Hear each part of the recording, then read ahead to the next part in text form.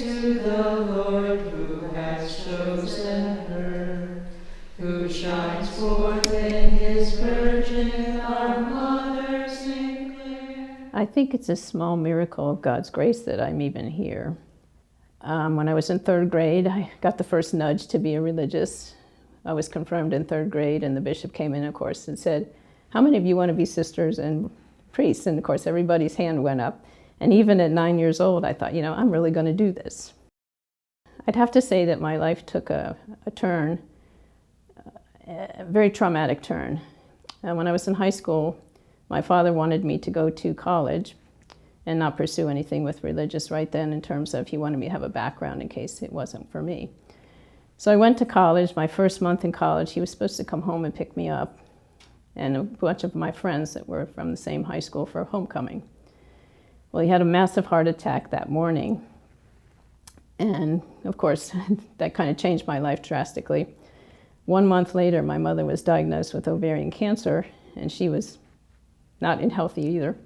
So, as I say, my life kind of turned around and went upside down and did everything else, because I was 18 at the time. It was very traumatic, first for my dad's death, because it was not totally expected. And then to come home at Thanksgiving and be going down to Fort Belvoir to get my mother out of the hospital because she just had surgery on the cancer it was almost like my world totally changed. I was not a child anymore or a young person. I was an adult having to take care of a mother who was ill and four siblings. And I didn't really feel like I was adequate to do any of it, so it was really difficult. And I kind of gave up on the idea of pursuing any kind of religious vocation. My youngest brother was 18.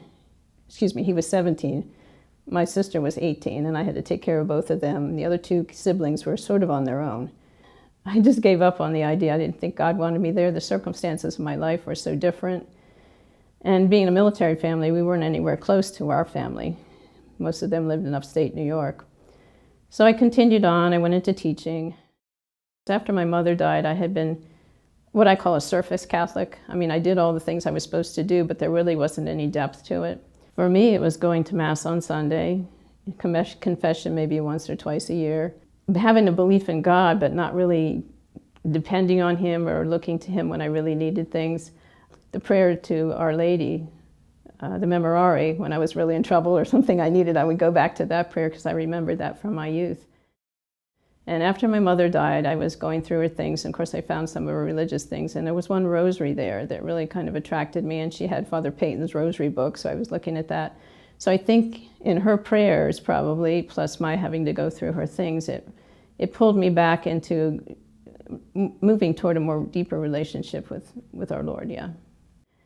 But I think after I got interested in a deeper relationship, all those things had deeper meaning, and I was gravitating toward them because they were fulfilling something within me that I needed at that point, just a relationship that had depth and meaning to it, as opposed to just, I go to church on Sunday. Sing praise to the Lord who has chosen her, who shines forth in his Virgin,